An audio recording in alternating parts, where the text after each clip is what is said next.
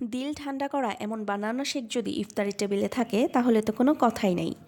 খুব সহজে বাসায় থাকা সামান্য কিছু ইনগ্রেডিয়েন্টস দিয়ে আমি আজকে আপনাদেরকে এই বানানা শেকটা বানিয়ে দেখাবো। যার জন্য প্রথমেই আমার লাগবে একটা কলা। কলা ছিলে স্লাইস করে কেটে আমি ব্লেন্ডারে দিয়ে দিব। বানানা শেকটা আসলে অনেকে অনেকভাবেই বানায়, বাট আমি এখানে ইজিয়েস্ট ওয়েতে আজকে আপনাদেরকে বানিয়ে দেখাচ্ছি। এই ড্রিঙ্কসটা অনেক বেশি হেলদি অ্যান্ড অনেক বেশি এনার্জেটিক হয়। এখন এর মধ্যে দিয়ে দিচ্ছি 1 কাপ পরিমাণ ঠান্ডা দুধ। আমি এখানে একজনের মেজারমেন্টে বানাচ্ছি আজকে। তারপরে দিয়ে দিব সামান্য পরিমাণ লবণ।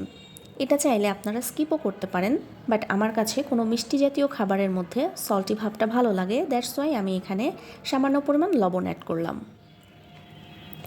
তারপর দিয়েছি 2 চামচ গুঁড়া দুধ, সাথে দিয়েছি 1.5 চামচ পরিমাণ চিনি। তারপর এটাকে ব্লেন্ড করে নিলেই রেডি হয়ে যাবে সুপার হেলদি বানানা শেক।